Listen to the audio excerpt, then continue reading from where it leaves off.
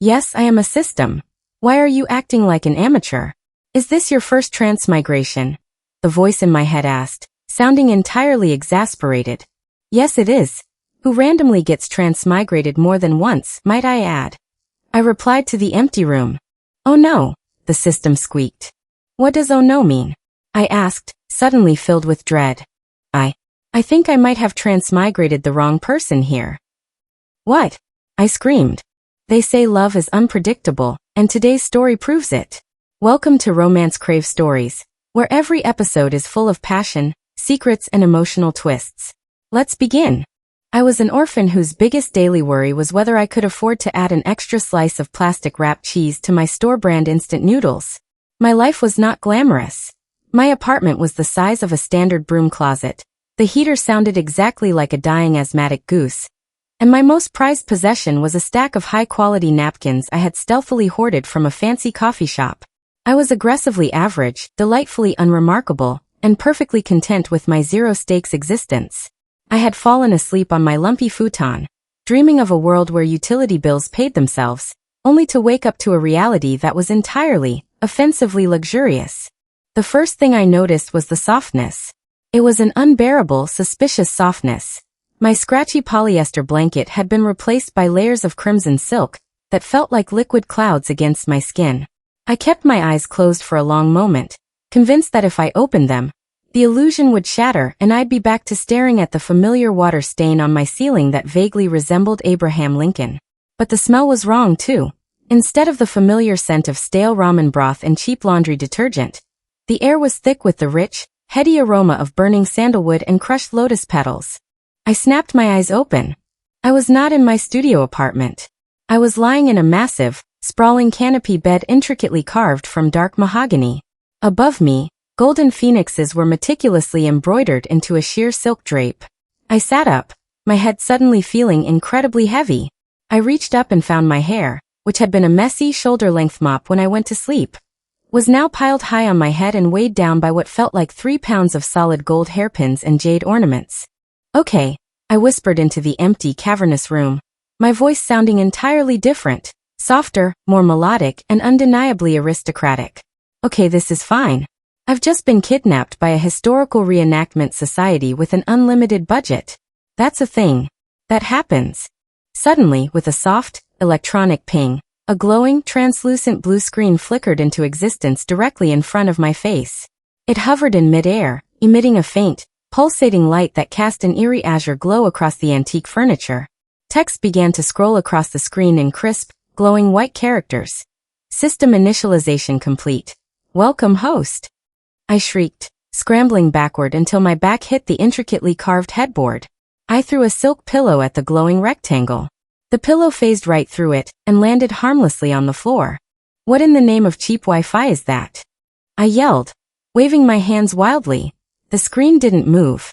It just floated there, tracking my eye movements like a predatory pop-up ad that refused to let me click the tiny X. My heart hammered against my ribs. I had watched enough late-night horror movies to know exactly what this was. Am I possessed? I screamed at the floating rectangle. Is this a digital demon? Have I been possessed by an evil iPad? I knew I shouldn't have downloaded that sketchy free meditation app. I repent. Leave my soul alone. I don't even have any good data to steal. My credit score is abysmal. Yes, I am a system. Why are you acting like an amateur? Is this your first transmigration? A robotic yet profoundly exasperated voice suddenly echoed directly inside my head. I stopped thrashing. I grabbed both sides of my face, feeling the unfamiliar softness of my new skin. Did my brain just talk to me? Great. The demon iPad has breached the inner firewall. And yes, it is my first transmigration. Who randomly gets transmigrated? More than once, might I add. I replied to the empty room, my voice bouncing off the silk-lined walls. Oh no, the system squeaked. The robotic neutrality dropped instantly, replaced by the panicked tone of a retail worker who just realized they handed the wrong bag to a screaming customer. What does oh no mean? I asked, my blood running cold. I did not want to know what oh no meant.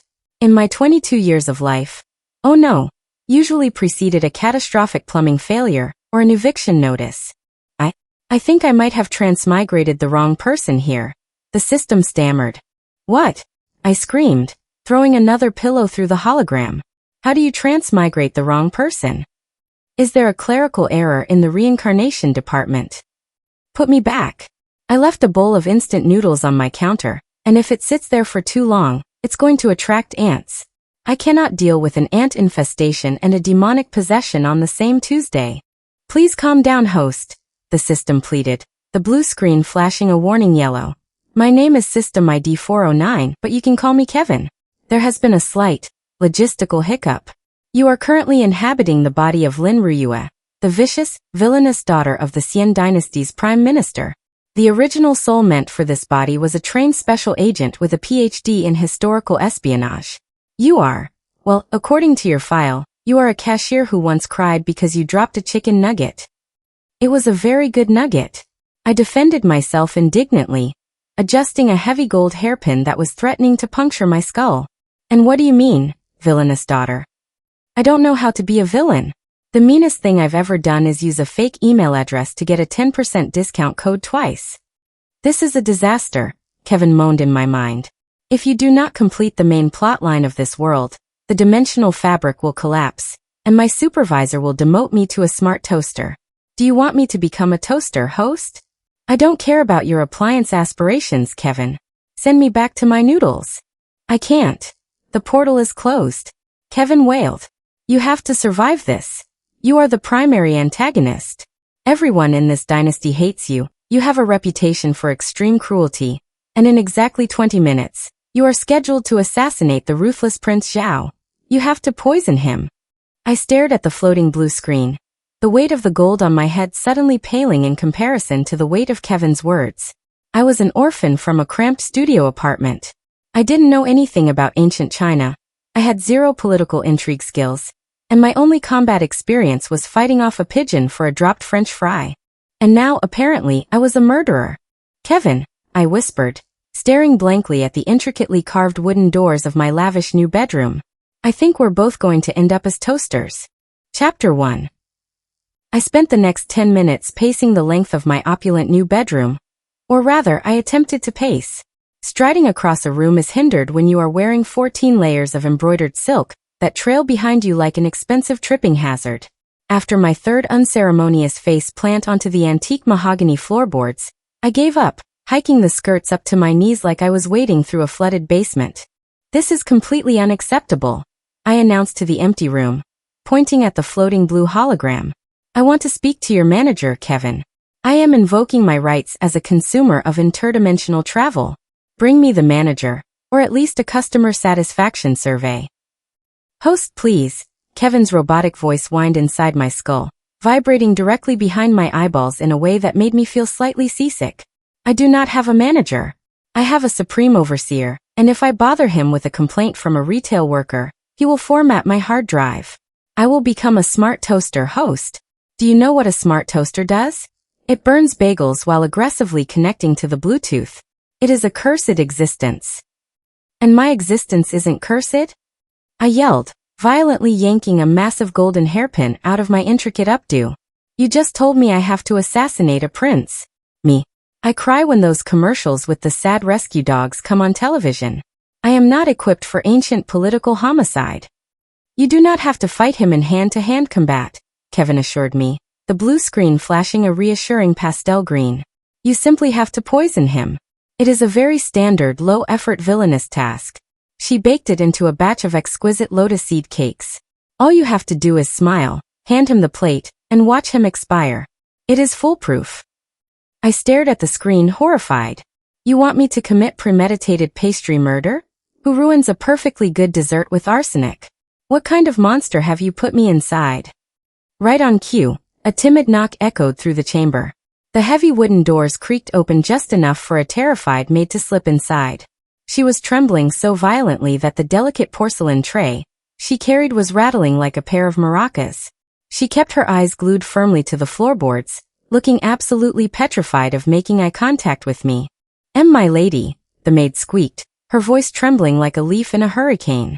The tribute for His Highness, Prince Zhao. It is prepared as you instructed." She shoved the tray onto a jade table and scurried out of the room. I approached the table with immense caution, treating the tray like it was an unexploded bomb. Sitting on the pristine white porcelain were 4 small, perfectly round lotus seed cakes. They were beautiful.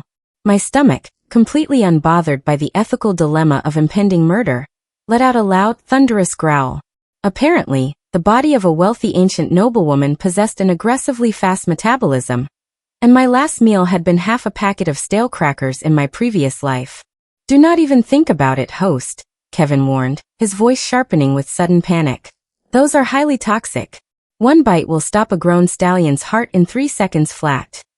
I'm just looking at them, I muttered, leaning in closer. They smell amazing. Food waste is a tragedy, Kevin. Back in my apartment, I would have killed for a fancy dessert like this. My stomach roared again, a hollow, demanding ache. I reasoned with myself. If Prince Zhao, the infamous god of war, who reportedly skinned his enemies to make decorative rugs, walked through those doors and realized I was a fraud, he would probably execute me on the spot. If I was going to be beheaded in the next 10 minutes, I absolutely refused to die on an empty stomach.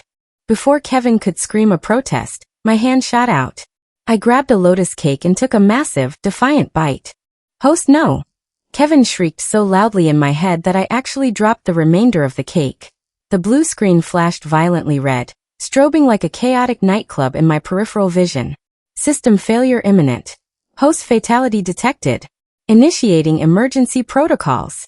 I chewed thoughtfully, ignoring the holographic meltdown happening in front of me. Wow! I mumbled around a mouthful of flaky crust. This is surprisingly spicy. Did ancient China have chili powder? It's got a real kick to it. A little metallic on the aftertaste, but overall, solid 8 out of 10.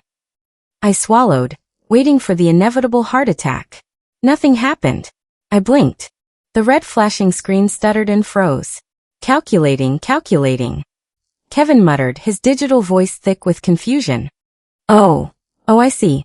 It appears the original Lin Ruyue spent the last 5 years micro-dosing herself with every poison to build up a total immunity. Her liver is essentially a toxic waste processing plant. You are completely unharmed. See? No harm, no foul. I chirped, reaching for a second cake. If my liver is indestructible, I might as well enjoy the perks. These are delicious. Unfortunately, Kevin sighed, sounding utterly defeated and closer to becoming a kitchen appliance than ever before. You have just eaten the murder weapon. You have completely ruined the assassination. My hand froze halfway to my mouth. The heavy mahogany doors at the far end of the hall suddenly blew open with a deafening crash. A tall, broad-shouldered man marched into the room, radiating sheer violence. He wore dark, blood-red armor, a heavy sword strapped to his hip, and his eyes were so fiercely cold they could have frozen a volcano. The target is here, Kevin whispered, his voice trembling. May the heavens have mercy on your soul, because he will not. Chapter 2. Prince Zhao stood in the doorway, a living, breathing testament to the unfairness of genetics. If my life were a comic book, he would have dramatic action lines radiating from his perfectly chiseled jawline. He was dangerously tall, with shoulders broad enough to carry the weight of an entire dynasty, or at least a very large refrigerator. His dark hair was pulled back into a severe topknot, bound by a silver crown that looked sharp enough to double as a weapon. But it was his eyes that truly terrified me. They were a piercing, icy obsidian, staring down at me with the kind of intense, smoldering hatred usually reserved for tax collectors, or people who talk loudly in theaters. Host, do something! Kevin shrieked, the blue holographic screen popping up directly in front of Zhao's face, flashing an emergency strobe. He is radiating killing intent. His hostility meter is at 98%. Kneel. Grovel. Throw the remaining poisoned cakes at his head. I can't throw them, I ate them. I hissed back under my breath, my cheeks still bulging with the spicy, arsenic-laced lotus cake. I swallowed hard, the poisonous dessert sliding down my throat with alarming smoothness. I wiped a stray crumb from my lips, acutely aware that I was currently staring down the god of war, while covered in the evidence of my own failed assassination attempt. Zhao's heavy leather boots thudded against the mahogany floorboards as he stepped fully into my chamber. The air in the room seemed to drop 10 degrees. He rested one gloved hand casually on the pommel of his massive sword. Lin Ruyue, he sneered, his voice a deep, gravelly baritone that sent an inappropriate shiver down my spine. I received your summons. You claimed you had prepared a gesture of goodwill, a tribute to celebrate my return from the northern borders. He glanced pointedly at the jade table. On the pristine porcelain tray sat the tragic remains of his intended doom. 2 untouched poisoned cakes, and a sad, crumbling half-portion that I had hastily dropped. Tell him they are a special recipe, Kevin supplied unhelpfully. Tell him they are infused with rare herbs. Then watch him eat one and die. They are. I stammered, frantically looking around the room for any possible escape route. There was a window, but considering I was dragging 50 pounds of silk and gold, jumping out of it would result in a majestic, fluttering splat. They are not for you. Zhao's perfectly sculpted eyebrows drew together in a terrifying scowl. Not for me? The daughter of the Prime Minister wastes my time to invite me to her private chambers, only to deny me the tribute she prepared. He took a step closer, the metallic clink of his armor sounding like a death knell. Are you mocking me, Ruyue? No. No mocking here. I squeaked, backing up until my spine hit the edge of the carved vanity table. My hands scrabbled blindly behind me. I needed a distraction. I needed a peace offering. I needed something that wasn't laced with enough poison to kill a horse. My fingers brushed against a small woven basket sitting on the vanity. I dared a quick glance over my shoulder. It was a secondary snack basket, likely left by the terrified maid for my personal consumption. Inside, nestled in a silk cloth, were plain, harmless, completely unpoisoned red bean buns. Zhao drew his sword exactly 1 inch out of its scabbard. The sharp sound of metal echoed loudly. I have killed men for less insolence, he murmured. Pure, unfiltered retail worker panic took over. Before my conscious brain could stop me, my hands moved with the lightning-fast reflexes of a cashier scanning a heavily discounted item during a holiday rush. I grabbed a plump red bean bun from the basket, lunged forward, and shoved it directly into the God of War's handsome face. Eat up, Your Highness. You look thin. I blurted out, my voice cracking an entire octave. The bun hit its target perfectly. The soft, doughy exterior jammed straight between his parted lips, effectively silencing his threat. Zhao froze. His hand remained locked on his sword hilt, but his eyes widened in sheer, unadulterated shock. His cheeks bulged comically around the red bean pastry. Nobody, in the entire history of the Xian Dynasty, had ever dared to treat the ruthless Prince Zhao like an underfed toddler. Host. Kevin's voice was completely flat. What did you just do? I panicked, I whispered back, my arms still outstretched in the shoving position. I couldn't give him the poison one, Kevin. He would have died, and murder is a felony in every dimension. You just assaulted the God of War with a baked good. Kevin shrieked, the blue screen turning a deep, apocalyptic purple. He is going to sever your head. I am preparing my toaster applications right now. I squeezed my eyes shut, bracing for the inevitable slice of the sword. I waited for my head to detach from my neck. Instead, I heard the slow, deliberate sound of chewing. I cracked one eye open. Prince Zhao was slowly lowering his hand from his sword. The terrifying, murderous aura surrounding him seemed to have momentarily short-circuited. He swallowed the bite of the bun. A strange, completely unreadable expression crossed his handsome face, and a faint, almost imperceptible blush crept up his neck, contrasting sharply with his dark armor. He looked at me, then down at the half-eaten bun in his hand and back at me. His icy fury had completely and totally melted into a pure state of utter bewilderment. Chapter 3. The silence in the opulent bedroom stretched on for what felt like 3 consecutive lifetimes. The only sound was the rhythmic, almost hypnotic noise of Prince Zhao, the terrifying God of War, slowly chewing a red bean bun. I stood perfectly still, my arms awkwardly frozen mid-shove, terrified that any sudden movement would remind him that he carried a heavy broadsword, and I possessed a very severable neck. Inside my head, Kevin was having a full-blown digital meltdown. The holographic screen floating to my left was flashing through a rainbow of chaotic error codes. Error. Error. Hostility meter recalculating. Kevin's voice droned, sounding like a GPS that had just been driven off a steep cliff. This makes absolutely no sense. The hostility meter was at 98%. It is now dropping. It is dropping rapidly, host. It is at 80%. 70. 65. What did you do to that pastry? Was it enchanted? Did you deploy a localized mind control spell without my authorization? It's just red bean paste, Kevin. I thought back frantically, not daring to speak aloud. It's literally just mashed beans and sugar. Maybe he has low blood sugar. You know how people get when they're hangry. He was probably just hangry and needed a snack.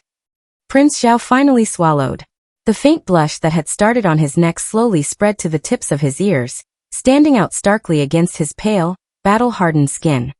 He looked down at the remaining half of the bun in his large, calloused hand, treating it with the kind of bewildered reverence one might reserve for a fallen star or a particularly confusing tax document.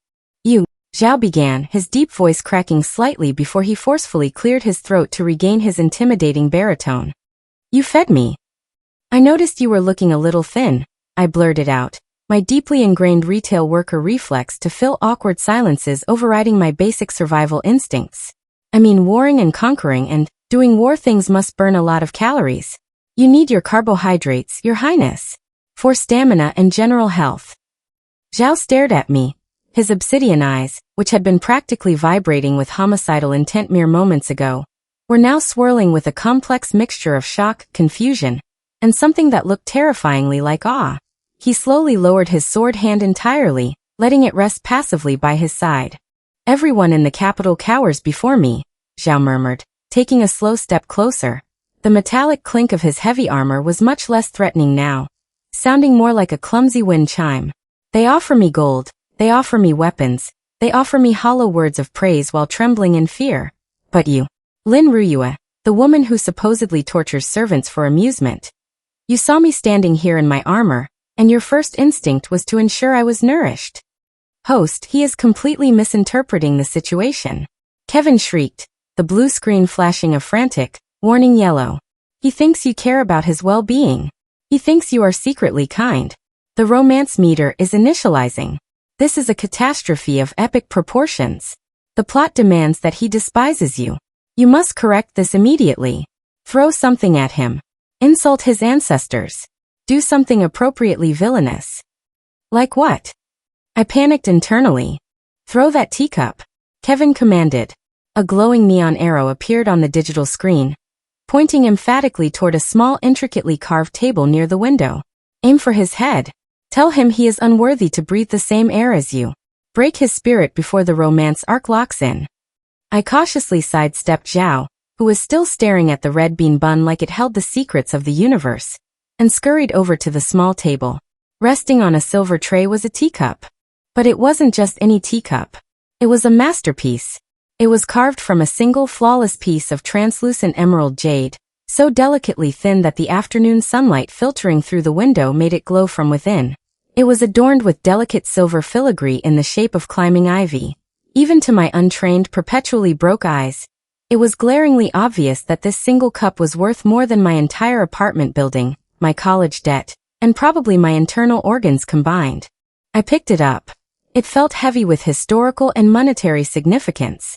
I raised my arm high, ready to hurl it at the prince's perfectly chiseled forehead as instructed. But I couldn't do it. My hand trembled. My thrifty soul recoiled in absolute horror. If I broke this cup, I would be destroying a national treasure. I could probably sell this cup on the black market and buy an entire flock of ducks. I could buy a house made of cheese. I could live like a queen in the countryside, far away from poisoned pastries and emotionally confused warlords. Throwing it would be a crime against my own financial aspirations. Zhao turned to face me, watching my raised arm with a calm, accepting expression. He seemed to be bracing himself, waiting for the vicious Lin Ruyue to finally make her appearance. With a heavy sigh, I slowly lowered my arm. I walked back over to the terrifying god of war, holding the priceless jade cup in both hands like a sacred offering. I reached out and gently pressed it into his large, calloused palms. Drink, I said softly, my voice laced with the genuine pain of parting with such a valuable object. Hydration is key. You can't conquer nations if you're dehydrated. Zhao's breath hitched. He looked down at the exquisite jade cup, then up into my eyes. His hostility meter, according to Kevin's frantic weeping in my mind, officially flatlined to 0. You hide a tender heart behind a mask of cruelty, Ruyue, Zhao whispered, his voice thick with sudden unearned emotion. I see it now. I see the real you. I am filing for early retirement, Kevin sobbed digitally. I am done. Bring on the toaster. Make it a 4-slice. I don't even care anymore. Zhao bowed perfectly, a gesture of deep respect, before turning on his heel. He marched out of the room, completely forgetting the assassination attempt, the poisoned lotus cakes, and his initial anger. He left the heavy mahogany doors wide open, taking my priceless jade teacup and my remaining red bean bun with him. I stood alone in the center of the opulent room, listening to his heavy boots echo down the hallway. I looked back at the vanity table, feeling a profound sense of loss. He took my bun. I complained to the empty room. That was my last one. Chapter 4. For the next 7 days, my life in the Xian Dynasty was a confusing blur of excessive luxury, terrifying political tension, and an alarming amount of carbohydrates. Prince Zhao, completely derailed by a single red bean bun and a cup of water, had apparently decided that I was a misunderstood saint hiding behind a facade of villainy. He sent me daily gifts. Not normal gifts like flowers or jewelry, but deeply unhinged warlord gifts. On Tuesday, I received a solid gold battle axe wrapped in pink silk. On Thursday, his terrified lieutenant delivered a live, extremely aggressive eagle that immediately tried to nest in my wardrobe. I spent most of the week hiding under my crimson blankets, eating sesame balls, and listening to Kevin panic. "This is the day, host," Kevin announced, his robotic voice echoing in my skull like a persistent alarm clock. The glowing blue holographic screen popped into existence, hovering over my breakfast tray. "Tonight is the Grand Imperial Banquet. The Emperor himself will be in attendance. This is a critical plot point. It is your chance to redeem your abysmal performance as a villainess." My performance has been flawless. I mumbled around a mouthful of steamed pork dumpling. I haven't been beheaded yet. In my book, that is a resounding victory. "You are the primary antagonist," Kevin shrieked, the blue screen flashing an angry crimson. "You are supposed to be spreading terror and misery. Instead, the servants are placing bets on when the prince will propose to you. The timeline is in shambles. The romantic arc between Prince Zhao and the true heroine, Lady Su, has not even initiated." I paused, my chopsticks hovering in mid-air. "There's a true heroine?" "Yes," Kevin groaned, sounding like a deeply depressed customer service representative. "Lady Su is the sweet, innocent, pure-hearted daughter of the Minister of Rights. She is delicate. She is graceful. She weeps over injured butterflies. Tonight, the plot dictates that you must corner her near the Imperial Koi Pond, ruthlessly insult her lineage, and push her into the freezing water. Prince Zhao will witness this heinous act, dive in to rescue her, and their epic romance will finally blossom." I stared at the floating blue screen, chewing slowly. "You want me to assault a woman over a butterfly enthusiast? That seems incredibly petty, Kevin. Besides, these robes weigh more than my actual body. If I try to push anyone, physics dictates that I will simply rebound off them and fall over."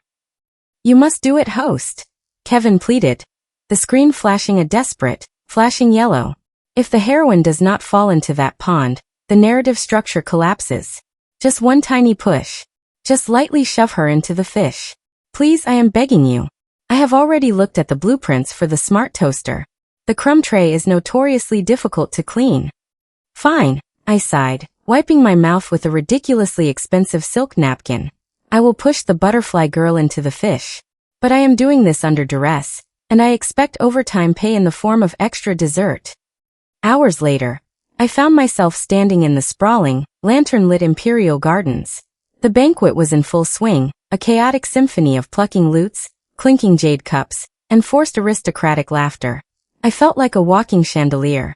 My maids had dressed me in a staggering 15 layers of embroidered emerald silk, crowned with so many gold hairpins that moving my neck required immense, calculated effort. I stood near the edge of the massive, moonlit koi pond, watching the massive orange fish swim lazily through the lily pads. "Target acquired," Kevin whispered in my mind, a neon targeting reticle appearing in my vision. "She is approaching the water. Engage villainy mode, host. Be ruthless." I turned my head, wincing as the gold pulled at my scalp. "Lady Su, hey," I called out awkwardly, shuffling toward her. My massive skirts dragged across the stone path, sounding like a sweeping broom. "You there, Lady Su. Look at you being all delicate and stuff. Your lineage is subpar. And your fan is stupid." Lady Su blinked, her enormous eyes widening in shock. "Lady Lin? I beg your pardon." "Worse," Kevin yelled. "That was pathetic.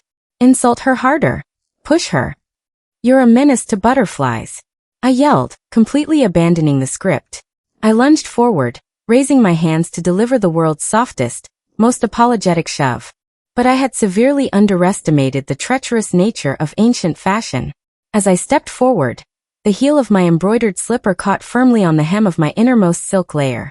My forward momentum, combined with the sudden restriction of my feet and the crushing weight of my golden hairpieces, created a disastrous kinetic reaction. I missed Lady Su entirely. My hands swiped through empty air. I pitched forward, letting out a highly undignified squawk as my center of gravity completely vanished. Lady Su gasped, taking a polite step backward as I flailed my arms in a desperate, frantic windmill motion. The world tilted. The moonlit water rushed up to meet me. With a massive splash that silenced the entire imperial garden, I belly flopped directly into the koi pond. Freezing water rushed in. I sunk fast. Kevin, I am rapidly drowning here. Chapter 5. The freezing water of the imperial koi pond was a profound shock to my system. One moment I was trying to execute a mild, apologetic shove on a delicate butterfly enthusiast, and the next, I was entirely submerged in a dark, murky world of slimy algae and extremely judgmental fish. I immediately discovered that 15 layers of embroidered emerald silk, while undeniably stunning on dry land, essentially functioned as a heavily weighted burial shroud the second they absorbed water. I was sinking like a remarkably expensive stone. I flailed my arms in a frantic, undignified panic, a swarm of bubbles escaping my lips. A massive, orange and white koi fish swam directly past my face, its cold, unblinking eyes staring at me with what I could only interpret as deep aquatic disdain. Host, please stop drowning. This is not in the script. Kevin's robotic voice shrieked inside my head, the audio somehow muffled and gargled by the water filling my ears. The holographic blue screen flashed violently before my eyes, projecting the words critical oxygen depletion in strobing neon pink letters. The heroine is still dry. You are supposed to be standing on the bridge, laughing cruelly at her misery. Why are you fraternizing with the carp? I couldn't answer him, mostly because I was currently inhaling a mouthful of pond scum. I kicked my heavy silk slippers, but my legs were hopelessly tangled in the massive skirts. My vision began to blur, the lantern light from the surface above me twisting into watery, distorted ribbons of gold. I genuinely thought this was the end. I was going to die in a fish pond, my final legacy being the clumsiest assassination attempt in the history of the Xian Dynasty. Suddenly, a loud splash shattered the muffled silence of the water. A massive, dark shape plunged into the pond, cutting through the murky depths like a torpedo. Powerful arms wrapped tightly around my waist, hauling me upward with staggering force. We broke the surface together. I gasped loudly, sucking in lungfuls of crisp, cool night air, and coughing up what tasted like liquid mud and lotus roots. Ruyue, look at me, a deep, frantic voice bellowed. I blinked the water out of my stinging eyes. Prince Zhao was holding me up, his chest heaving. He had completely ruined his magnificent, pitch-black ceremonial armor to fish me out of the muck. Water cascaded down his sharp jawline, his silver crown slightly askew, but his obsidian eyes were wide with a terrifying, absolute panic. He hauled me toward the edge of the pond and practically threw me onto the manicured grass before effortlessly pulling himself up beside me. I lay on the grass, coughing violently, a soggy, pathetic puddle of ruined silk and crushed gold hairpins. The entire imperial garden had gone deathly silent. The lute music had stopped. Dozens of aristocrats, including the emperor himself in the distance, were staring at us in absolute shock. Who did this? Zhao roared, his voice echoing off the stone walls of the courtyard with enough force to rattle the lanterns. He surged to his feet, drawing his massive broadsword with a terrifying hiss of metal. He glared at the surrounding crowd, radiating an aura of pure, unadulterated murder. Who dared to push Lady Lin into the water? Step forward, and I will only sever one of your limbs. Nobody moved. Nobody even breathed. Your Highness, a soft, trembling voice squeaked. I turned my head, wincing as muddy water dripped from my nose. Lady Su, the true heroine, was standing exactly where I had left her on the bridge. She looked pristine, dry, and absolutely terrified. She held out a pristine white embroidered handkerchief with shaking hands. Your Highness, please, let me dry your armor. Lady Lin, she simply tripped. No one touched her. Zhao ignored the handkerchief. He ignored the true heroine completely. Instead, he dropped his broadsword onto the grass with a heavy thud, fell to his knees beside me, and ripped off his own incredibly expensive, fur-lined cloak. Without a moment's hesitation, the ruthless god of war began using his priceless cloak to gently dab the green algae off my forehead. "Are you injured, my Ruyue?" he asked, his voice suddenly dropping to a gentle, frantic whisper that made my stomach do a weird, unprompted flip. "Did you strike your head on the stones? Speak to me." I looked up at him, my bottom lip trembling like a completely frightened child. I wasn't severely hurt, but I was deeply, profoundly uncomfortable, and also incredibly cold right now. "There's a fish in my sleeve," I sobbed loudly, pointing a rather pathetic, violently shaking finger at my left arm. Zhao paused. He gently gripped my wrist, reached into the soggy cavern of my wide silk sleeve, and pulled out a small, very angry, thrashing silver fish. He tossed it back into the pond with a casual flick of his wrist, then pulled me tightly against his chest, wrapping the massive fur cloak around my shivering shoulders. Lady Sue stood awkwardly nearby, still gripping her pristine handkerchief, utterly written out of her own romantic rescue arc.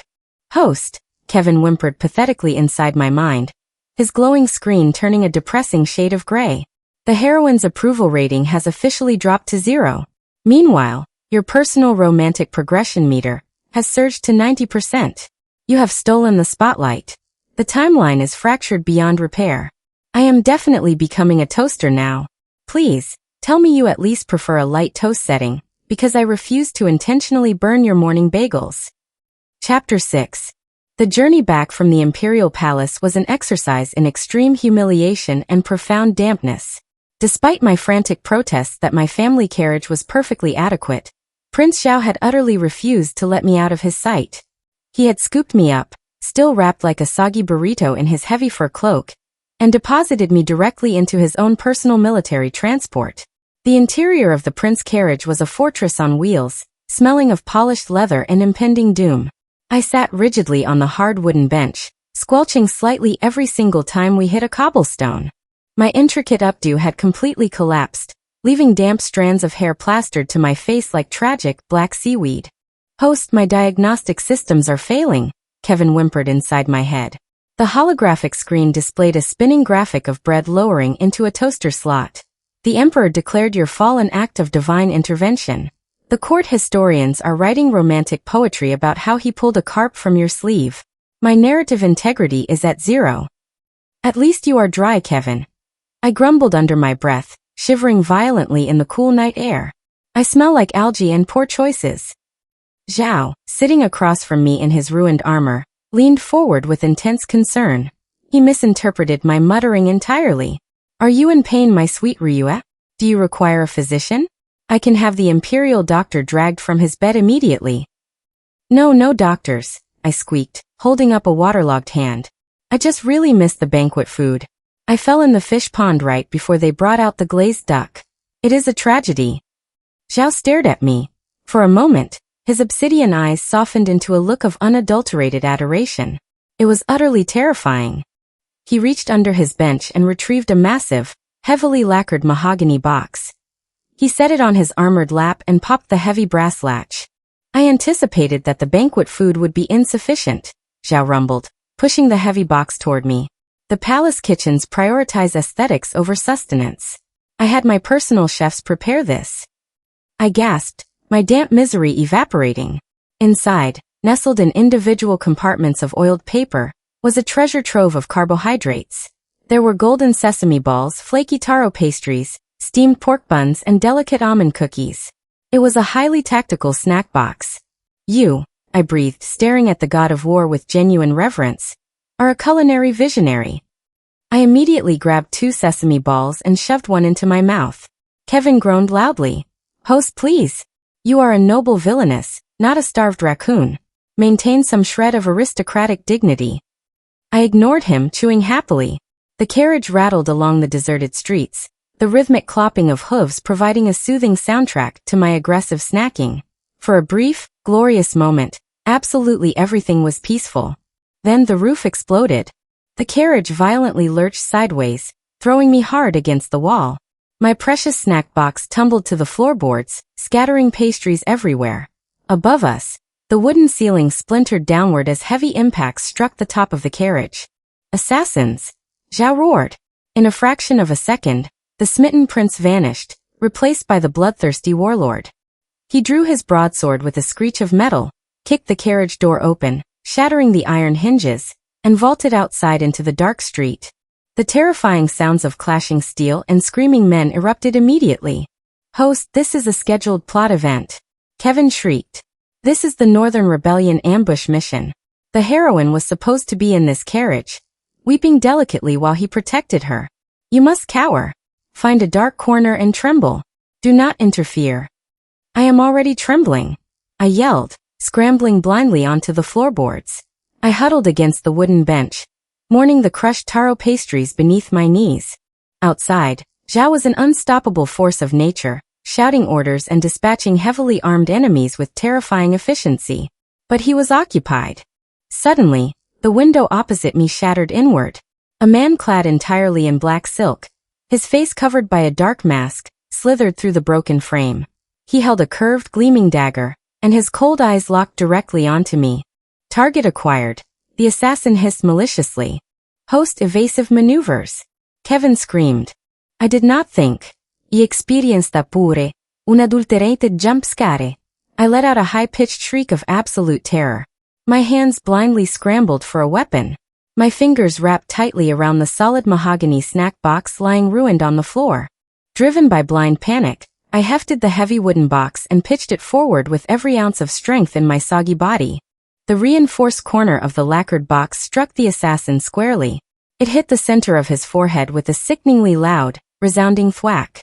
The assassin rolled his eyes back into his head. His arms dropped instantly, the dagger clattering uselessly to the floorboards. Without a single word, he crumpled forward, landing face first in the center of the carriage, completely and totally unconscious. I sat there, panting heavily, my chest heaving beneath the heavy fur cloak. I looked at the unconscious man, then at the heavy mahogany box resting next to his head. A moment later, Zhao thrust his head back into the carriage, his massive sword dripping with rain. "Ruyue, are you hurt?" He froze completely. He stared at the unconscious assassin, then up at me clutching a salvaged sesame ball. "You disabled a master assassin with a baked goods container?" he asked in awe. "Host," Kevin whispered weakly, "please plug me into a reliable surge protector immediately." This is an original story by romancecravestories. If you see it uploaded on another channel, please report it to YouTube and let us know. Thank you for supporting original creators. Chapter 7. Prince Zhao remained frozen in the shattered doorway of the carriage, his heavy broadsword still gripped tightly in his gauntlet hand. Rainwater dripped steadily from the silver points of his crown, tracing paths down his sharp jawline. He was staring at the unconscious assassin sprawled across the wooden floorboards, then slowly shifted his intense, obsidian gaze up to me. I was still huddled in the corner, clutching a single slightly squished golden sesame ball to my chest like a talisman of protection, shivering beneath his massive fur cloak. The silence stretched on, broken only by the rhythmic drumming of rain against the splintered roof, and the distant groans of the other assassins Zhao had just effortlessly dispatched in the street. "He came through the window," I explained nervously, my voice trembling as I pointed a shaking finger at the masked man. "He had a very sharp knife." I panicked. The box was it was right there. I didn't mean to hit him that hard. "Is he dead? Please tell me I am not a murderer. I do not have the legal representation or the emotional fortitude for a homicide trial in a feudal justice system." Zhao did not answer my frantic babbling. Instead, he slowly sheathed his sword with a resounding, metallic click that echoed loudly in the confined space. He stepped fully back into the ruined carriage, his heavy boots carefully avoiding the scattered remnants of my taro pastries. He knelt down beside the unconscious assassin, grabbing the man's masked face in one large hand and brutally lifting his head to inspect the damage. A massive, purpling welt in the exact shape of a mahogany box corner was already swelling prominently on the assassin's forehead. "He is not dead," Zhao rumbled, his deep voice vibrating with an emotion I could not quite place. "But he is deeply incapacitated. This man is an elite shadow guard from the northern provinces. These killers are trained from birth to endure excruciating pain, to move in absolute silence, and to strike with lethal precision. They are nightmares made flesh." He dropped the assassin's head back onto the floorboards with a dull thud. Then he turned to face me. The icy, ruthless warlord demeanor had completely vanished. He looked at me with an expression of sheer, unadulterated reverence, as if I were a glowing deity who had just descended from the heavens. And yet, Zhao whispered, his voice thick with awe, you disabled him in a fraction of a second, with a baked goods container. You did not even flinch, Ruyue. You simply recognized the threat, weaponized the nearest object, and struck with the devastating force of a seasoned battlefield commander. I was just trying to protect my snacks, I sniffled, looking down at the ruined floor. They were my favorites. The taro ones were perfectly flaky. Now they are covered in assassin dirt. This is the worst night of my entire life. Host, Kevin's robotic voice chimed in my head, sounding incredibly hollow and devoid of all hope. I am no longer fighting it. I accept my fate. I have pulled up the user manual for a high-end, for-slice smart toaster with an integrated egg poacher. If I must be a kitchen appliance, I will be a luxury model. Let him believe you are a tactical genius. It does not matter anymore. The plot is a smoldering crater. You are a warrior without equal, Zhao declared, completely ignoring my tears over the ruined pastries. He surged forward and pulled me into a fierce, suffocatingly tight hug. His cold, wet armor pressed uncomfortably against my face, but I was too exhausted to fight it. You hide your lethal prowess behind a mask of delicate nobility. I have never met a woman like you. I have never met a soldier like you. Please don't call me a soldier, I wheezed, my face mashed against his metal breastplate. I have terrible cardio. I get winded walking up a steep hill. Modest too, Zhao murmured, stroking my damp, tangled hair with surprising gentleness. We must get you home. The perimeter is secure, but this carriage is compromised. Without waiting for my permission, Zhao scooped me up into his arms for the second time that night. I instinctively clutched the single surviving sesame ball in my fist, refusing to let the night be a total loss. He carried me out of the shattered carriage, stepping over the groaning bodies of his enemies with complete indifference. The rain was falling harder now, washing away the evidence of the ambush, but Zhao's heavy cloak kept me surprisingly warm. A fresh squad of royal guards arrived on horseback, their torches cutting through the gloom. Zhao barked a series of harsh, militaristic orders, commanding them to secure the prisoners and clean the street. Then he ordered a horse to be brought forward. Hold tightly to me, he instructed, effortlessly vaulting into the saddle, while still holding me securely against his chest. I will not let you out of my sight until I know you are safely behind the walls of your estate. I wrapped my arms around his neck, burying my face against his shoulder as the horse broke into a steady gallop. I quietly ate the remaining sesame ball. It was perfectly crispy. By the time we reached the Prime Minister's sprawling estate, the entire household was in an absolute uproar. Servants were running frantically through the courtyards with lanterns. My father, the supposedly vicious and cunning Prime Minister Lin, was standing on the front steps, looking completely disheveled. Prince Zhao rode through the massive iron gates, remaining completely silent. Chapter 8. Prince Zhao brought his massive warhorse to a halt in the center of the sprawling cobblestone courtyard, the iron-shod hooves striking sparks against the wet stone. The Prime Minister's estate was usually a bastion of quiet, lethal political plotting, but tonight, it resembled an overturned anthill. Dozens of servants buzzed around with panicked expressions, holding flickering paper lanterns that cast long, frantic shadows against the high courtyard walls. Standing at the very center of the chaos was my new father, Prime Minister Lin. According to the original plotline Kevin had recited to me, Prime Minister Lin was a cold, calculating mastermind who orchestrated treasonous rebellions before his morning tea. Right now, however, the ruthless political mastermind was wearing heavily embroidered floral silk nightclothes and looked like a man on the verge of a cardiac event. Ruyue, the Prime Minister screamed, his voice cracking with an entirely unvillainous pitch of sheer panic. He hiked up his floral robes and sprinted across the wet cobblestones. What happened? The Imperial Guards arrived minutes ago shouting about an ambush. Are you injured? Who did this? He skidded to a halt in front of the warhorse, glaring up at the god of war with a mixture of terror and furious paternal rage. Prince Zhao, if you have harmed one hair on my daughter's head, I will ruin you. I will collapse the economy. I will tax your horses. I will make sure you never eat a decent pastry in this capital again. Calm yourself, Minister, Zhao rumbled, his voice echoing with absolute authority as he effortlessly swung down from the saddle. He kept me cradled securely in his arms, the heavy fur cloak still wrapped around my shivering, damp form. I have not harmed her. Quite the contrary. We were ambushed by shadow guards from the northern provinces on our way back from the imperial banquet. Ambushed? The Prime Minister gasped, clutching his chest dramatically. He reached out with trembling hands, gently touching the edge of the fur cloak. My precious, vicious little lotus flower. Did the assassins frighten you? Did they ruin your beautiful new emerald silk dress?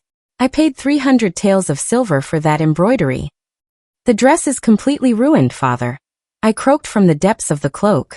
I smell like algae. I dropped my snack box, and a man tried to stab me through a carriage window. I would like to file a formal complaint against the entire northern province. Prince Zhao puffed out his chest, his obsidian eyes gleaming with absolute pride. Do not weep for her, Minister Lin. Your daughter is a marvel. When a master assassin breached our carriage, she disarmed and incapacitated him with a single, devastating strike using a mahogany baked goods container. She is a warrior without equal. You have raised a terrifying, lethal woman. The Prime Minister froze.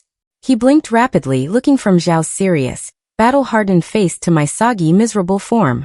She hit a man with a pastry box? He asked, completely bewildered. With the lethal force of a battlefield commander, Zhao confirmed solemnly.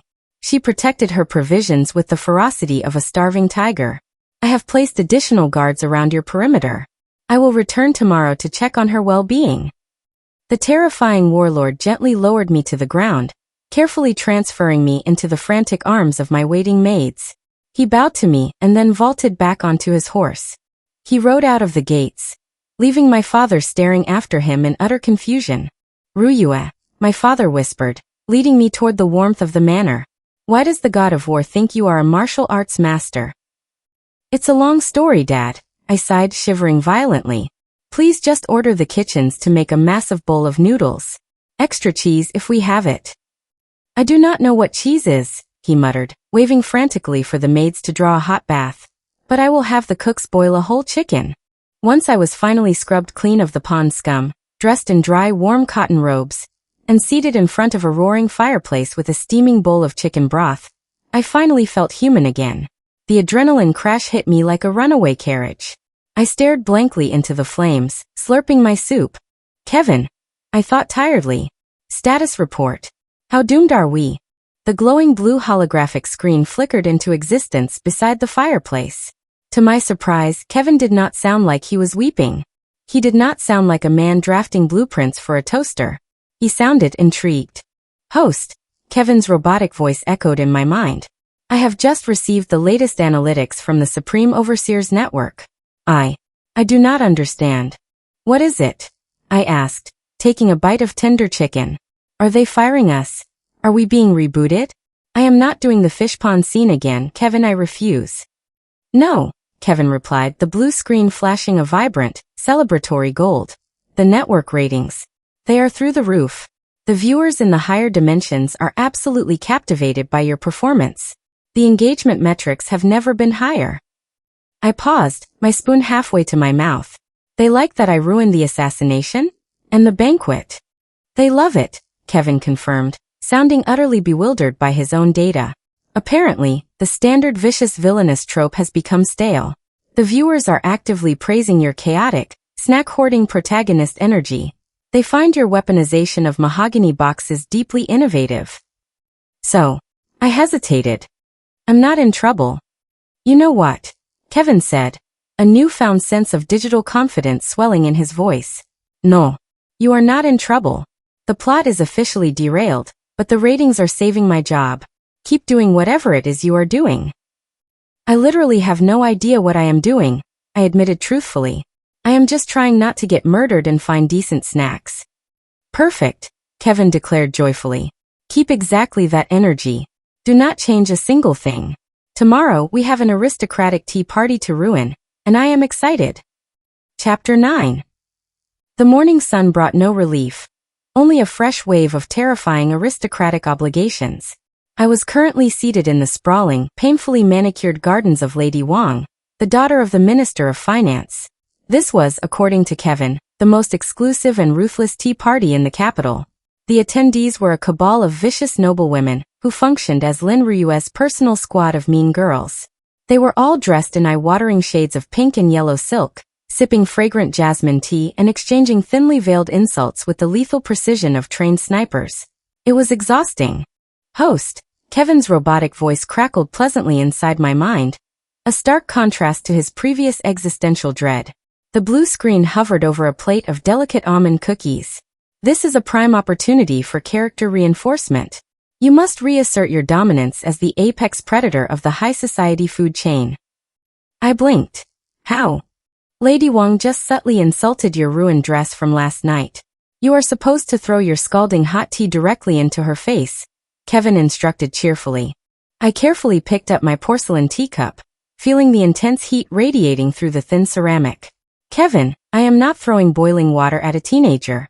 She is wearing a very flammable amount of hairspray, or whatever the ancient equivalent is. Bina sap. Egg whites?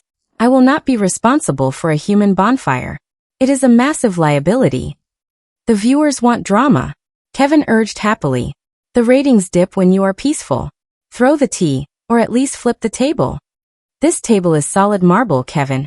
I sighed internally, taking a tiny, cautious sip of the jasmine tea. It tasted faintly of soap and intense floral posturing. If I try to flip this table, I will instantly shatter both of my wrists. Then how will I hold my snacks? I need functional hands. Lady Wang leaned forward, her heavily powdered face twisting into a sycophantic smile. We were all so devastated to hear of your unfortunate tumble into the koi pond, Lady Lin. It must have been simply mortifying. To be rescued by His Highness, Prince Zhao, while entirely drenched in algae. I cannot imagine the total shame. The other girls giggled behind their painted silk fans, their eyes sparkling with malicious delight. They were absolute sharks in expensive dresses. It was fine, I replied casually, reaching for an almond cookie. The water was very refreshing. And the fish were quite polite, all things considered. One of them even gave me a personal escort out of the pond. The giggling stopped immediately. The noble women stared at me in profound confusion. The vicious Lin Ruyue was supposed to fly into a terrifying rage, not casually review the aquatic wildlife. Before Lady Wang could formulate a response, a dark shadow fell over the marble table. A large, obnoxiously bold pigeon landed squarely in the center of the delicate tea spread. It cooed aggressively, its beady little eyes locking onto the plate of almond cookies. I narrowed my eyes. I knew this enemy well. In my past life, I had waged a bitter, relentless war against the pigeons in my local park over my lunch breaks. I refused to surrender my carbohydrates to a winged rat, regardless of the dimension I was currently inhabiting. The pigeon took a brazen step toward the cookies. Do not even think about it, I whispered dangerously, leaning forward. The pigeon puffed out its chest and pecked at the closest almond cookie, successfully breaking off a sizable crumb. That was an act of war. I lunged across the marble table. The noble women shrieked in absolute terror as I bypassed the tea entirely and aggressively swatted at the bird. The pigeon flapped wildly, squawking in sheer indignation, but it stubbornly refused to abandon its prize. I grabbed a heavy silver serving spoon and engaged the avian intruder in a high-stakes fencing match directly over the delicate pastries. Get back! I yelled, waving the spoon wildly. These are my cookies. Go find your own food. Shoo! Begone, demon bird. Host! Kevin cheered loudly, throwing sparkling digital confetti across my user interface. Yes. This is unpredictable violence. The network loves it. Defend the snacks. The pigeon, finally realizing it was vastly outmatched by my frantic, spoon-wielding lunacy, launched itself into the air. It abandoned the cookies completely. Unfortunately, in its panicked and clumsy retreat, its wings clipped Lady Wang's delicate teacup. The impact sent a massive wave of scalding hot jasmine tea flying directly into her lap. Lady Wang let out an ear-splitting scream. She leaped to her feet as the hot tea soaked her expensive pink silk. The tea party erupted into total chaos. Maids rushed forward with napkins, tables were jostled, and I stood victorious in the center of the madness, tightly clutching the plate of almond cookies to my chest. Excellent execution, Kevin praised warmly. You successfully achieved the tea-spilling objective through an avian proxy. Truly devious. Suddenly, the heavy garden gates slammed open. The frantic chatter died instantly. Prince Zhao strode into the courtyard. He wore his imposing dark armor, looking wildly out of place among the pastel silks and floral arrangements. His cold, obsidian eyes swept the chaotic scene, landing immediately on me. I was standing over the weeping Lady Wang with a silver spoon and a plate of cookies. The entire garden held its breath, waiting for the terrifying warlord to execute someone. Zhao's gaze dropped to the silver spoon, then to the retreating pigeon. He completely ignored the weeping Lady Wang, gently took the spoon from my hand and smiled. Majestic, he whispered. Truly incredible. Chapter 10. The entire garden remained frozen in a state of absolute, terrified paralysis. Prince Zhao, the undisputed and terrifying god of war, was standing in the center of a pastel-colored aristocratic tea party, looking at me with the profound, misty-eyed reverence usually reserved for religious miracles. I was still clutching a plate of aggressively guarded almond cookies to my chest, my other hand hovering awkwardly in the air where he had confiscated my silver serving spoon. Lady Wang, who was currently dripping scalding jasmine tea onto the pristine white gravel, let out a pathetic, high-pitched whimper. It was a sound that clearly begged for sympathy, or at least a dry napkin. Zhao's head snapped toward her. The warm, adoring gaze he had bestowed upon me instantly vanished, replaced by a glare so violently cold it could have frozen the sun. Silence, Zhao commanded, his voice dropping into a lethal, rumbling baritone that vibrated against the marble tables. Do you have any idea what Lady Lin just did for you, Lady Wang?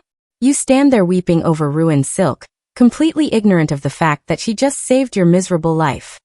Lady Wang blinked rapidly, tears tracking through her heavy white face powder. She saved my life, she squeaked. She attacked a pigeon with a spoon. That was no ordinary pigeon. Zhao roared. They all practically climbed over each other to shrink backward, their expensive silk fans trembling violently. That was a northern province spy bird.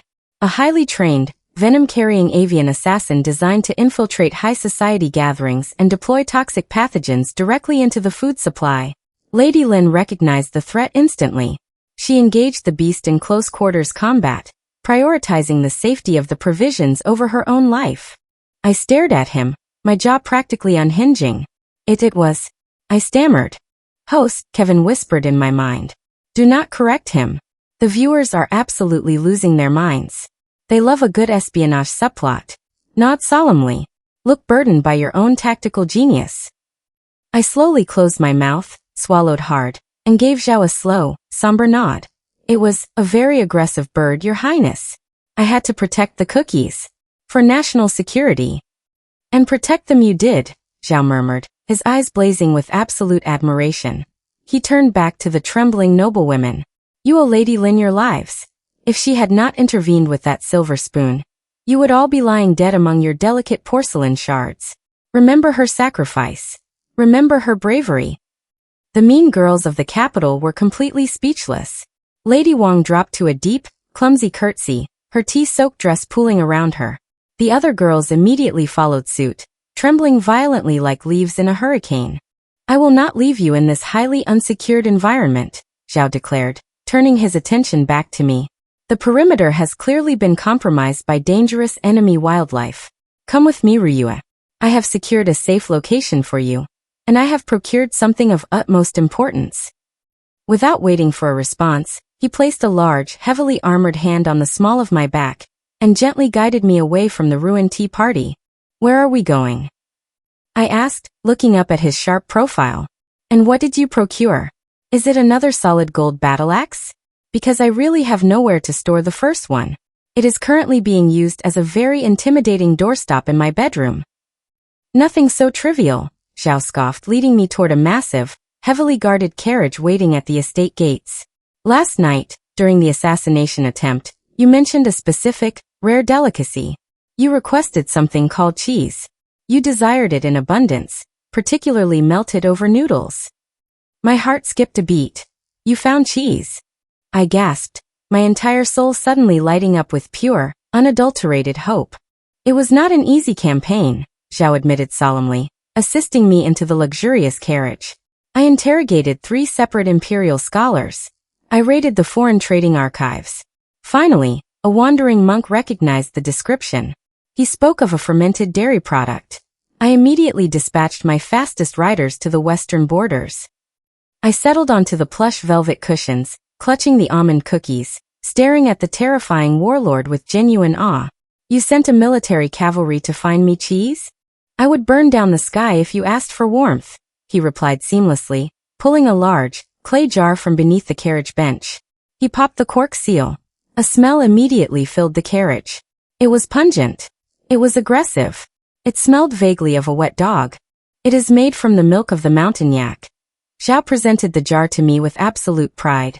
The monk assured me it has been aged in a cave for 6 months.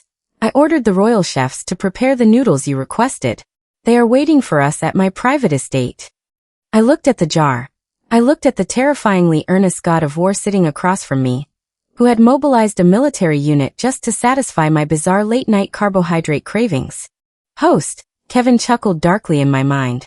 You explicitly asked for cheese. You have received ancient, cave-aged yak cheese. Please, for the love of the ratings, eat it. The viewers are holding their breath. This is peak romantic comedy right now. I took a very small, very cautious breath through my mouth to avoid the aggressive smell of the aged yak dairy. Your Highness, I said, a tear of actual, genuine emotion sliding down my cheek. You are without a doubt the most romantic, deeply confusing man I have ever met. Chapter 11. Prince Zhao's private estate was less of a relaxing aristocratic retreat, and more of a heavily fortified military compound. As the carriage rolled past 3 separate lines of heavily armed guards, I noticed the gardens lacked delicate koi ponds or weeping willows. They were aggressively landscaped with obstacle courses, target ranges, and decorative racks of halberds. The entire property screamed lethal efficiency, making the pungent jar of fermented yak milk sitting between us feel even more absurd. Zhao escorted me into a massive, cavernous dining hall illuminated by roaring fireplaces. Waiting at the head of a long, dark oak table was a man who looked like he survived a minimum of 12 wars. He had a jagged scar on his cheek, an eye patch, and massive, terrifying biceps. He wore a perfectly clean, frilly white chef's apron over his chainmail. This is General Gao, Zhao introduced, gesturing to the terrifying man. He is my most trusted battlefield commander, and also the only man brave enough to handle the volatile Western dairy product you requested. General Gao bowed deeply, looking physically pained. My lady, he rasped, his voice sounding like grinding stones. I have breached city walls. I have fought feral bears barehanded. But melting that substance over wheat noodles tested the very limits of my courage. It fought back in the pan. Thank you for your service, General, I replied solemnly, taking my seat. 2 nervous servants hurried forward, placing a massive, steaming porcelain bowl in front of me.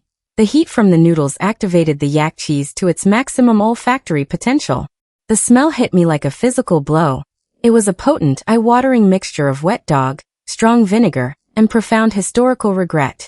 Host, Kevin's voice crackled in my head, sounding like an overexcited sports commentator. The anticipation in the higher dimensions is electric. We have a record-breaking viewership right now. They are calling this the Dairy Crucible. You must take a bite. Your romantic progression depends on it. Kevin, this smells like a biological weapon. I thought desperately, picking up my jade chopsticks. If I eat this, my liver immunity might actually fail. Do it for the cheese, host. Kevin cheered. You asked for it. Zhao was watching me with absolute, breathless anticipation. His obsidian eyes were wide, waiting to see if his grand, romantic gesture of importing fermented yak milk had successfully wooed my heart. He looked so devastatingly handsome, and so genuinely eager to please me, that I suddenly felt a massive wave of guilt. He had practically moved mountains just to bring me what he thought was my favorite food. I couldn't refuse him. I steeled my resolve, pinched my nose slightly, picked up a large clump of cheese-coated noodles, and shoved them into my mouth. The texture was startlingly rubbery. The taste was an explosive, aggressive assault of sourness, salt, and something that tasted distinctly like a barnyard floor. I chewed frantically, tears springing to my eyes as my taste buds screamed in panic. I swallowed the lump whole, feeling it travel heavily down my esophagus like a lead weight. Well, Zhao asked softly, leaning forward. Does it please you, my Ruyue? I grabbed my cup of water and drained it in a single, desperate gulp. I forced a trembling smile onto my face. It is unforgettable.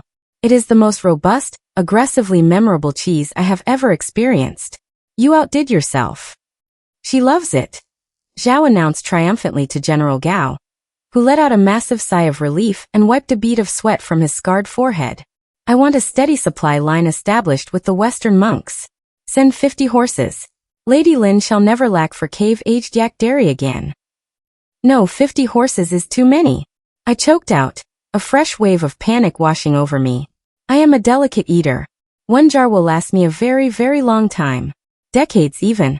Nonsense, Zhao dismissed, waving his large hand. You require sustenance for your pigeon battling. Eat more. I stared down at the terrifying bowl, mentally drafting my final will and testament. But as I looked back up at Zhao, who was smiling at me with such pure, unadulterated joy, my heart did that strange, unprompted flutter again. It was completely ridiculous. I was sitting in a fortress, eating terrible yak cheese, surrounded by weapons, and yet, I felt incredibly safe.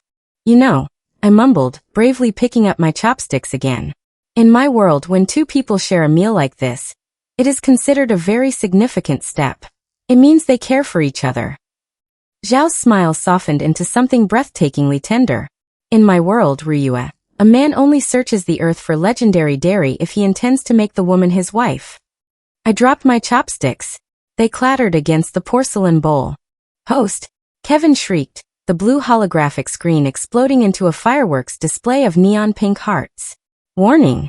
Critical romance threshold breached. The marriage plotline has been initiated. And it happened over a bowl of foul-smelling yak noodles. This is unparalleled television. The Supreme Overseer just sent me an emoji. An emoji host. Did you just propose to me? I asked Zhao, my voice barely a squeak. Zhao stood up, his armor clinking softly. He walked around the heavy oak table, completely ignoring the pungent smell of the cheese. He stopped beside my chair, dropped to one knee with graceful, practiced ease, and took my hand in his large, callous grip. I have fought my entire life, Zhao murmured, looking up at me with an intensity that made the room spin. But I surrender entirely to you. Chapter 12. Prince Zhao remained kneeling on the hard stone floor of the hall, his calloused hands completely enveloping mine. The roaring fire behind him cast a golden halo around his sharp and hardened features. He looked like a legendary hero from a mythological painting, except for the fact that we were currently separated by a steaming, aggressively pungent bowl of old yak cheese noodles. Host, Kevin's voice vibrated in my skull, entirely breathless with digital excitement. Say yes. Say yes immediately. If you accept his proposal, the storyline officially registers as a completed alternate ending. My promotion to senior matchmaking system is practically guaranteed. I will have a corner server rack. I will have premium cooling fans. Kevin, this is a major life decision. I thought back, my heart hammering violently against my ribs. I am an orphan from a studio apartment. I do not know how to run an estate. What if I accidentally declare war on a neighboring province because I used the wrong fork at a banquet? You disabled a trained assassin with a pastry box, Kevin reasoned perfectly. You fought a biological weapon pigeon with a spoon. You have consumed toxic lotus cakes and fermented yak dairy without dying. You are overqualified for the position of royal wife. Say yes before he realizes you are a fraud. Zhao. I whispered, my voice trembling slightly. Are you absolutely certain? I am not what people think I am. I am clumsy. I have a terrible temper before my morning tea. And I have an alarming, bottomless requirement for carbohydrates. I will bankrupt your estate in pastry bills alone. I have conquered 3 nations, Ruyue, Zhao said. I possess the spoils of 100 sieges. My treasury can withstand your appetite. Marry me. Let me be the shield that guards your back, and the provider of your endless snacks. It was, without a single doubt, the most romantic thing anyone had ever said to me. Yes, I breathed, squeezing his large hand. Yes, I will marry you, but we are officially retiring the yak cheese.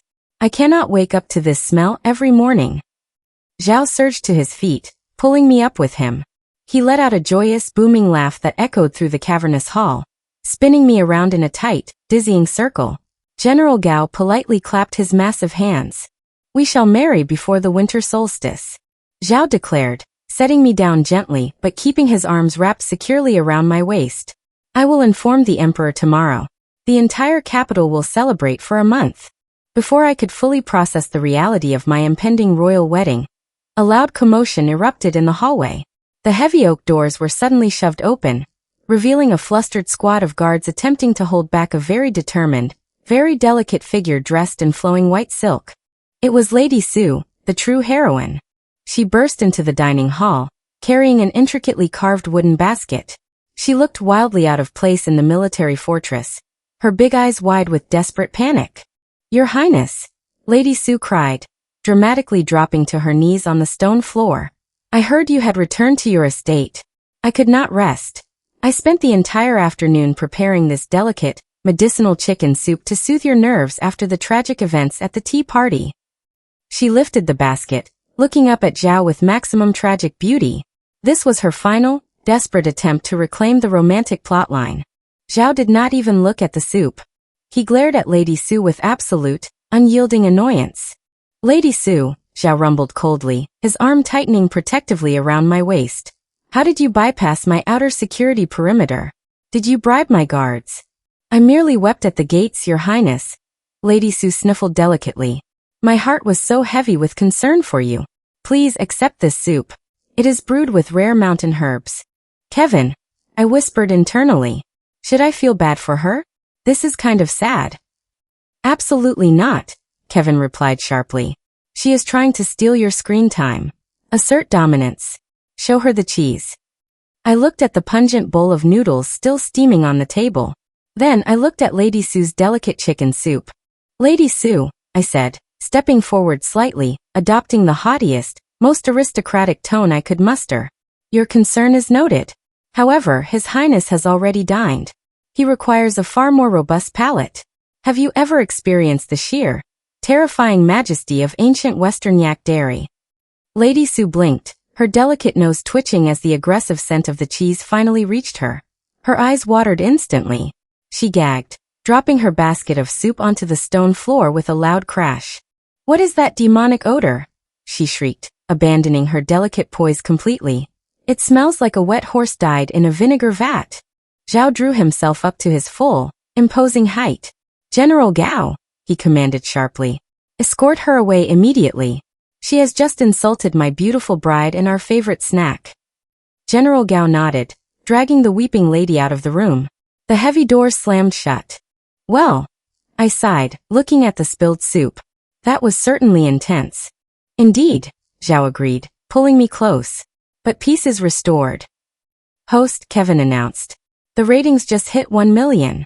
Excellent work." I smiled and leaned my head against his armor. "Are there any more sesame balls?" I asked. "For you, my queen," he replied. "I will order the imperial kitchens to bake 1,000. We stood there in the hall, completely ignoring the horrible smell of the remaining cheese. Happy at last. Perfect ending. Chapter 13. The morning after my engagement to the terrifying god of war, I awoke to the sound of what I could only describe as a controlled demolition happening in my courtyard. I scrambled out of my massive canopy bed, tripping over a discarded emerald silk sleeve, and threw open the intricately carved wooden shutters. My courtyard, usually a tranquil sanctuary of manicured bonsai trees and peaceful stone pathways, had been entirely overtaken by a small, highly disciplined military battalion. They were aggressively installing what looked like reinforced steel plating over my garden walls. "Kevin," I mumbled, rubbing the sleep from my eyes. "What is happening? Are we under siege? Did the pigeon faction declare open war?" "Good morning, host," Kevin chirped cheerfully, his holographic blue screen popping up with a festive wedding bell icon. "No siege today. Those are Prince Zhao's personal engineers. Following your acceptance of his proposal, his hostility meter inverted so aggressively that it triggered the overprotective warlord protocol. He is currently upgrading your estate's security to withstand a multi-year artillery bombardment." I stared blankly as a massive, heavily armored guard carried a solid iron gate past my window. "But I live in the center of the capital. Who is going to bombard me?" "He is not taking any chances," Kevin explained happily. "The viewers think it is deeply romantic. It is trending #1 in the higher dimensions. They are calling it Extreme Home Makeover, Paranoia Edition."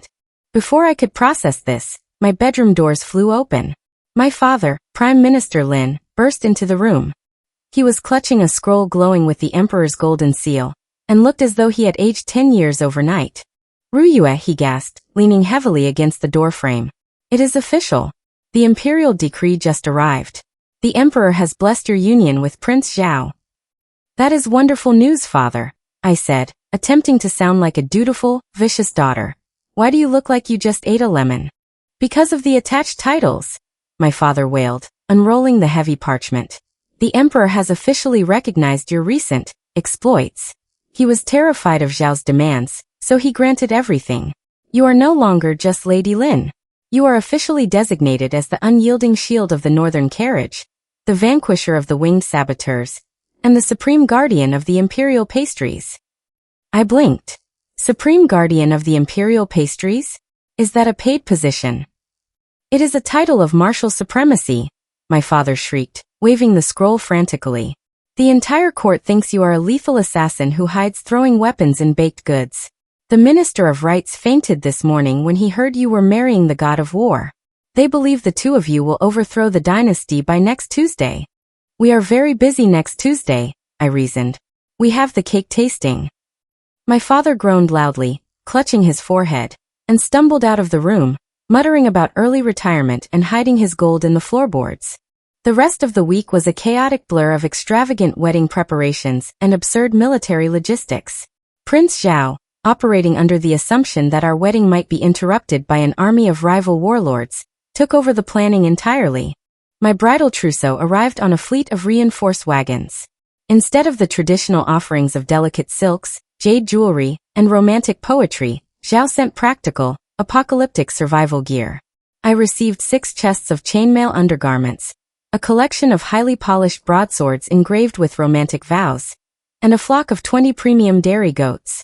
The goats are for emergency cheese production, General Gao solemnly explained to me as he wrangled a bleeding animal in the courtyard.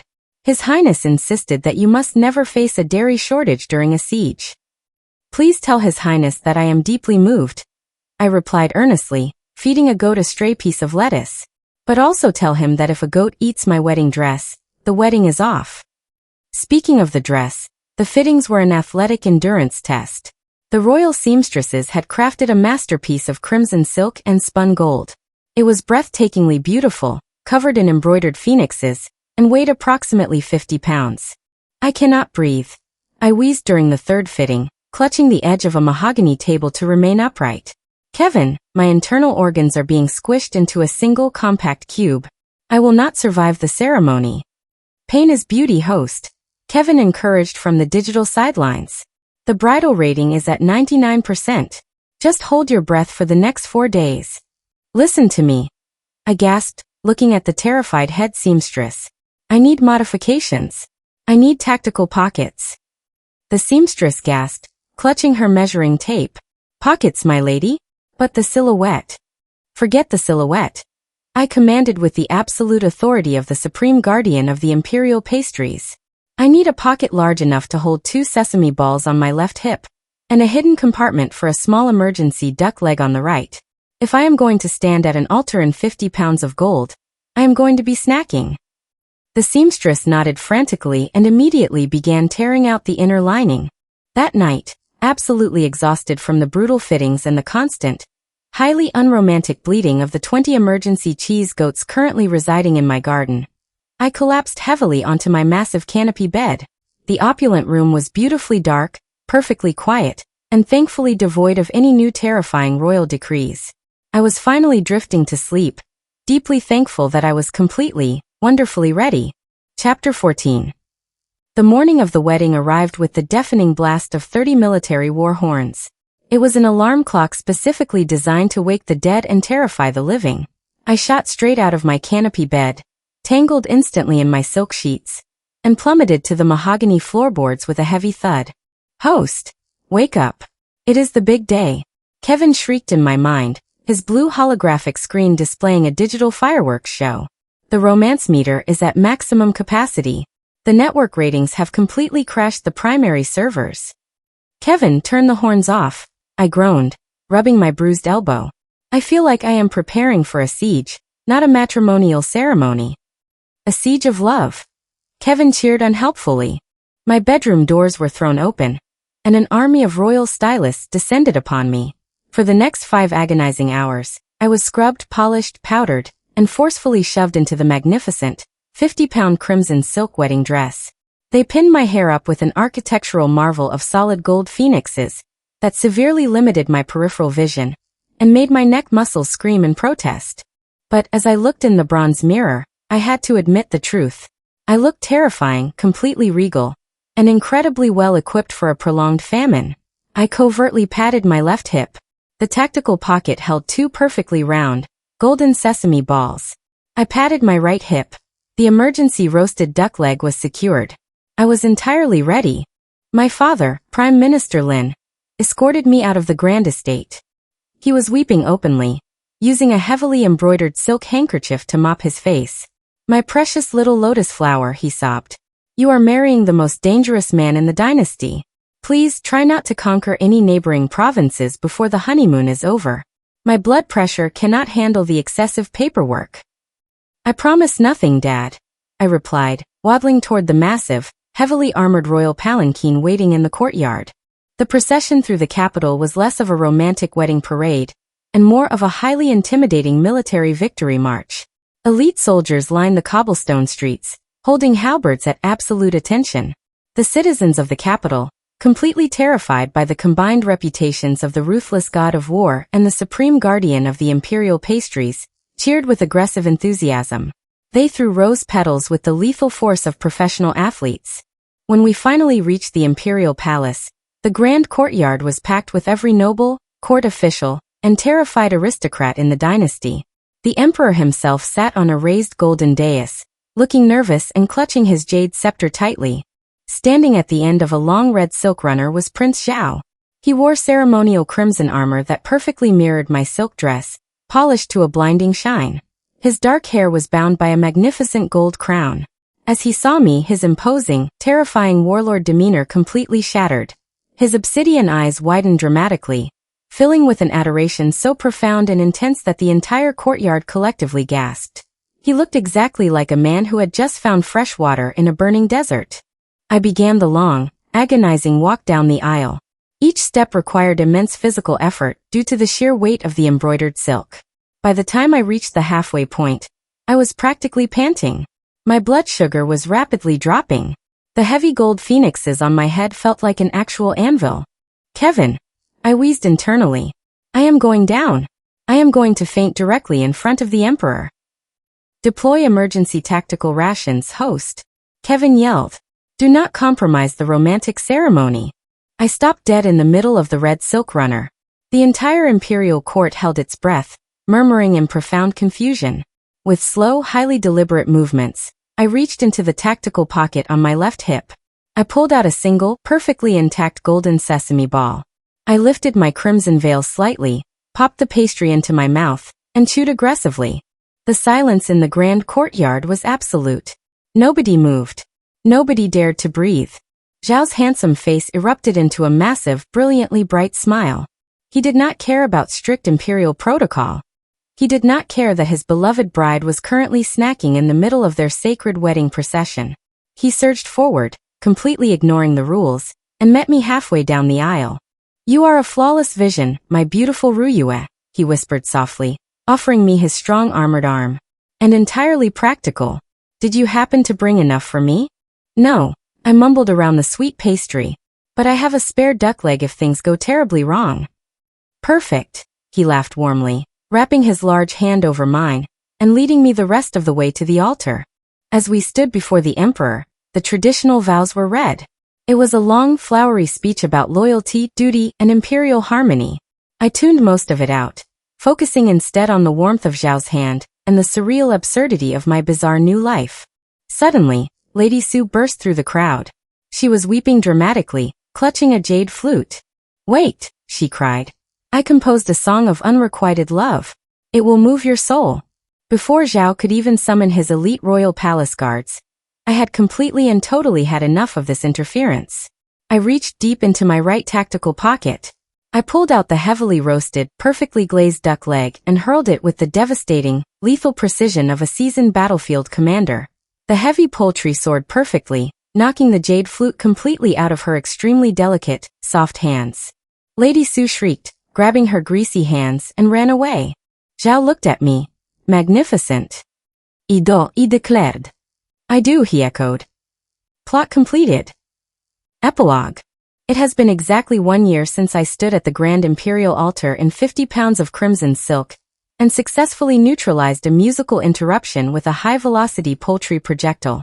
Married life in the Xian Dynasty, as it turns out, is shockingly peaceful once you establish a rigid reputation as a violently unstable carbohydrate enthusiast. My husband, the terrifying Prince Zhao, took his vows incredibly seriously. Our sprawling estate has been upgraded from a heavily fortified military compound to an impenetrable fortress of extreme luxury and absurd paranoia. The perimeter walls are now lined with triple reinforced steel plating, and the garden obstacle courses have been tastefully decorated with lethal, poison-tipped ivy.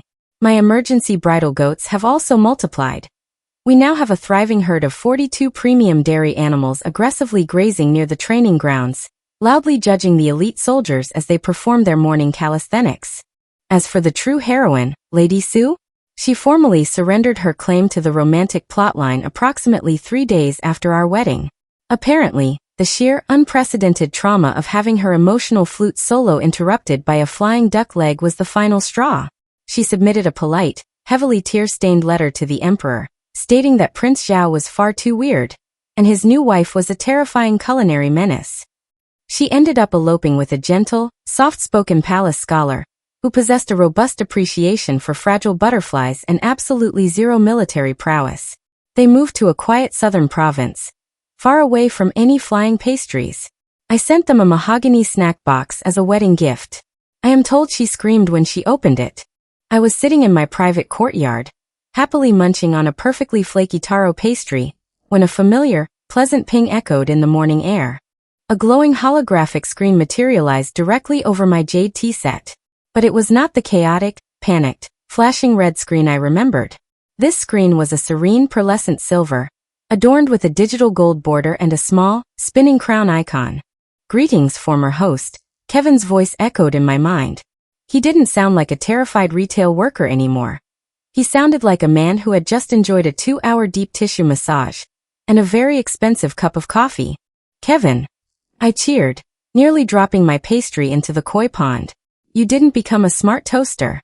I most certainly did not, Kevin replied proudly, the silver screen throwing out a tasteful burst of digital confetti. I was officially promoted to senior matchmaking system, 3rd class. I have a corner server rack, host. I have liquid nitrogen cooling tubes. The Supreme Overseer even granted me a digital bonsai tree for my user interface. I am so incredibly proud of you. I smiled genuinely. So, what brings you back to my dimension?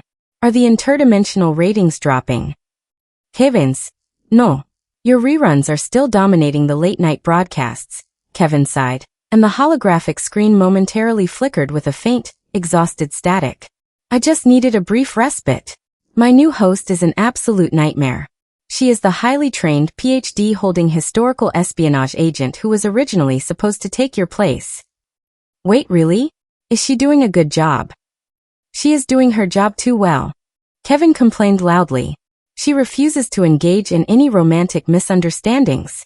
She communicates clearly, she neutralizes threats with actual martial arts instead of baked goods, and she hasn't tripped into a single koi pond. The viewers are incredibly bored. I told her to throw a teacup at the male lead, and she correctly identified it as a Ming Dynasty artifact and sold it to fund a private mercenary army. I laughed out loud, taking another bite of my taro pastry. Well, you always said you wanted a competent professional. I was wrong, Kevin admitted mournfully. I missed the chaos. I missed the yak cheese. I missed the absolute, heart-stopping terror of watching you aggressively eat the murder weapon. But alas, I must return. She is currently negotiating a perfectly reasonable peace treaty, and I need to figure out how to ruin it with a sudden, highly localized rainstorm. Goodbye, host. You were the best mistake I ever made. The silver screen winked out of existence, leaving me alone in the peaceful garden. A few moments later, the heavy wooden doors of the courtyard swung open. Zhao strode in, looking as devastatingly handsome and intimidating as ever in his dark, polished armor. However, The terrifying aura of the god of war was somewhat undermined by the fact that he was carefully balancing a large, steaming ceramic dish in his gauntlet hands. My Ruyue, he smiled, his obsidian eyes lighting up the exact moment he saw me. He set the dish down on the marble table. General Gao and the imperial chefs have finally achieved a breakthrough. I leaned forward, sniffing the air cautiously. It didn't smell like wet dog or ancient vinegar. It smelled rich, buttery, and incredibly savory. We abandoned the Western caveyak, Zhao explained proudly. Instead, we imported sweet milk from the southern valleys, cultured it with absolute precision, and baked it slowly over a bed of fresh wheat noodles. Behold! He lifted the heavy ceramic lid. Inside was a bubbling, golden crust of melted, beautiful cheese, blanketing a bed of thick noodles. It was ancient China's first ever, highly classified batch of baked macaroni and cheese. I stared at it, genuine tears pricking the corners of my eyes. He had practically reinvented modern dairy, mobilized an army of chefs, and experimented for 12 months. All because I had drunkenly mumbled about extra cheese on our wedding night. Zhao, I whispered, picking up my jade chopsticks. You are a culinary visionary. He dropped to his knees beside my chair, completely indifferent to the dirt on his expensive armor, and rested his chin gently on my arm. I will conquer 1,000 recipes for you, my queen. As long as you never hurl another roasted duck at a political banquet. I make absolutely no promises, I laughed, taking a massive, perfect bite of the cheese noodles. I was an orphan who used to worry about the cost of store-brand ramen. I had fallen asleep on a lumpy futon and woken up as the entirely wrong person in the wrong world. But as I sat there, eating perfect cheese noodles beside a terrifying warlord who treated me like I hung the moon, I realized something very important. The system might have made a clerical error, but I had definitely found my perfect happily ever after. That's where this love story ends for now. If you enjoyed this episode, don't forget to like, subscribe, and turn on notifications for more romantic twists. Tell me in the comments what will you have done. Until the next story, keep craving romance.